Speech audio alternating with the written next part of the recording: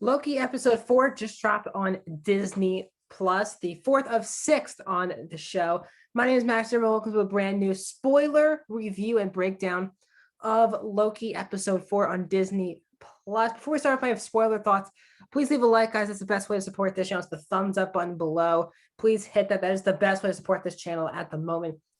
Also, please comment down below your spoiler thoughts of the episodes, one of your favorite, least favorite of the show. Tell me your predictions for the last two episodes. And also, please subscribe and ring the bell if you're new to the channel. I do movie reviews, TV show reviews, streaming platform reviews, movie rankings, and a box office breakdown show. If you're new to the channel, also, I've already done the first 3 episodes in spoiler breakdown. So if you want to watch those, then come back. Cool, but let's stay put with episode 4. So for me, episode 3, as I said in my review last week, was very much of a dip, in my opinion. I feel like it was a very average episode, felt like very much filler in a 6-episode show. You can't really have much filler. I felt like because we had no TVA, no Mobius in last week's episode, it felt like something was missing in the episode. So I was not a huge fan of last week, I adored the first 2 episodes. And now I'm back to loving the show. This episode was fantastic. It was really great this week, back to form, because we had a mixture of, I guess you can say, the Loki and Sylvie relationship built up, but even they weren't on screen that much together this season, this episode. The part of the show that I've loved the most is Mobius, played by Owen Wilson, a really great performance, but a really interesting character, and his bond with Tom Hiddleston's Loki is my favorite aspect of the show. And the fact of them not being on the same page, becoming on the same page. It was really great to see Owen Wilson back in the show. It also seems like we're going to get Kang the Conqueror very soon, because as everyone has predicted, the main people who run the TVA, they were just robots. So obviously there's actually someone running it. And obviously in the comic book, that probably would be Kang the Conqueror, who's going to be played by Jonathan Majors in Ant-Man Quantumania.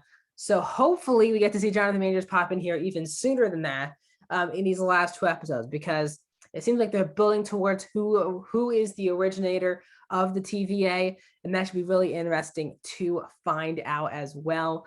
But Mobius, again, we learned last week that all the people who work for the TVA were variants who got taken by the TVA. They weren't created by the Timekeepers. And this week they continue with that idea this episode, because Loki has to talk to Mobius about that. Now, while this is happening, Loki goes to the hell prison, basically, TVA used, which is reliving the same thing over and over again. And it's one of the characters from Thor. I have to bring up her name, because it was actually a really funny scene of Thor realizing that he might not have to be always alone. Sif, yes, Sif. So Sif is in the episode in a flashback form, doing the same scene over and over again with Loki. Mobius talks to Loki. He even says that we already got rid of Sylvie. And you can tell Loki, in this episode, they completely built to it, Loki is in love with Sylvie. Now, obviously, the Loki character is always about being in love with himself. In this episode, he actually has now a female person he can be in love with, and that is Sylvie. So it feels like they're a complete romance. Loki was about to try to kiss her at the end of this episode before getting zapped away, or pruned, I think is how they call it in the show. So it seems like they were building towards that. They were cool dying together, and then he clearly cares about her, which we haven't really seen this version of Loki do for any other character at this point in the timeline. But again, he tells Mobius that the TVA has been lying to him, that everyone's variants. Mobius doesn't believe him, but once he finishes that meeting, once he finishes that meeting in the office, he does take not her temp pad, but one of her devices that lets him see stuff. I'm trying to find again, Gugu's character, who is Ravonna Renslayer.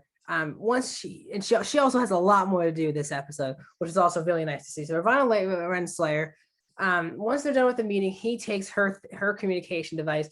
He sees that the trial of T20, who we saw is now officially deceased. She's the one who kept saying that based on the enchantment, she is even saying that everyone's variants. So that's why she got killed. Mobius then realizes this, was about to make a plan with Loki to overthrow, and then all of a sudden, Ravonna Renslayer is waiting for Loki and Mobius outside of the prison, and Mobius is pruned. I was like, no, no, no. I didn't know if that meant death in the show. Based on the show building to this point, it was kind of like death.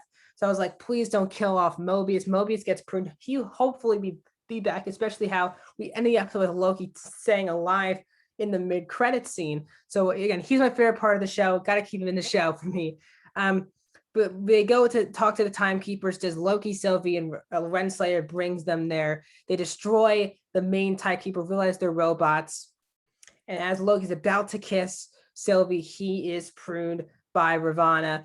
And then Sylvie then captures her and says, you're going to tell me everything. That was the cliffhanger of the episode. We then go to the post-credit scene. It's actually a mid-credit scene where Loki we find where Loki goes when he got pruned, and he's involved. We see Richard E. Grant, who we knew was going to be in the show, and we see all these different types of Lokis, and that's how the show ends. So for me, I really love the episode. It was really thrilling because you really do care about Mobius's character, the fact that he really is being lied to by people that he considers friends, and that he'd been telling himself these lies for years. So overall, guys, I really did love this episode. It's right back on track for me now. It does affect last week. Last week's episode just doesn't affect me at all anymore. It just felt like set up to build Sylvie and Loki's character. The actual story in that episode for me just did not work. But for me, we're back on track this week with the mixture of the Loki Sylvie stuff, then with the TVA, more stuff with Ravonna Renslayer, more stuff with Mobius. It was just a more encompassing, emotional OMG moment episode. So this is definitely one of the best episodes of the show. Please let me know your thoughts in the comment section down below. Please like the video. More videos are coming out tomorrow. It'll be July. So I will give you my June 2021 movies ranking, my Bad Batch review coming out Friday. Got a lot of movie reviews coming down the pipe. The Forever Purge, Tomorrow War, American Motion Picture. All of these movies are all coming out. There's so much stuff coming out. So be sure to ring that bell for notifications. If you see more TV show reviews, please click that playlist to enjoy more TV reviews.